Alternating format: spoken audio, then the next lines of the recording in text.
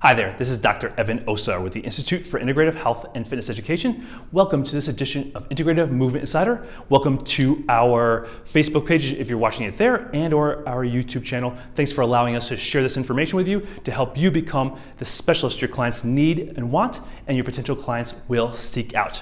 Janice and I just returned from Taiwan, where we spent 3 days teaching the Integrative Corrective Exercise Instructor Program. And that's really the foundation of the Integrative Movement System, the proprietary system we created to work with our own clients and patients here in our office. And it's basically taking our clients through the discovery phase, where we help them discover and identify their non-optimal and inefficient posture and movement habits that lead to chronic tightness, discomfort, and or the inability to perform at the levels they need to and or want to.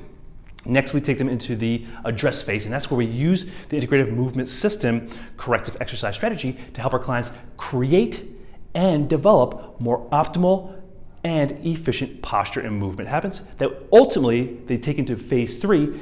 They integrate that into the fundamental movement patterns that all our clients need to do to safely and effectively accomplish their health and fitness goals. And one of the topics that is big in our industry, the health and fitness industry, is this issue of hip mobility. In fact, I'm going to join my friend and industry colleague, Todd Neef, he's the owner of a CrossFit gym here in Chicago, on Thursday for a webinar discussing that very topic.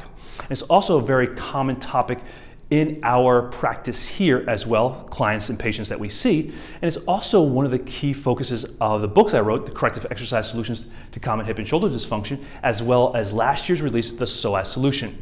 And I'm gonna share with you 3 keys to helping your clients maintain hip mobility. And this is why I say hip mobility and not develop hip mobility, because you already know how to develop hip mobility. You know how to do manual therapy if you're a manual therapist. You know how to do self-myofascial release with trigger points, tools, apparatuses.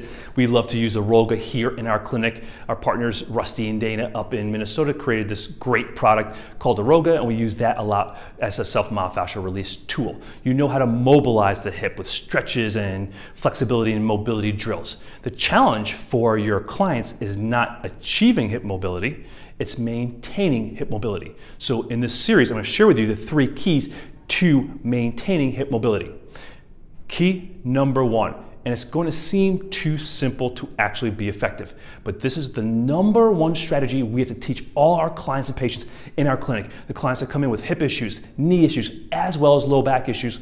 The number 1 key, the first thing you must stop doing is, or having your clients stop doing, is stop over gripping their posterior hip complex. Because what happens is, when our clients are squatting, lunging, bending, they're coming up and they're over squeezing their glutes and posterior hip rotators as well as their hamstrings. And this is pulling their pelvis into posterior pelvic tilt and flexing their lumbar spine. And oftentimes it's combined with driving the thorax back and the pelvis forward. So that's not optimal and inefficient loading of the lumbar spine and pelvis.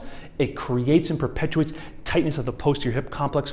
And that's ultimately what creates and maintains hip immobility or lack of hip mobility.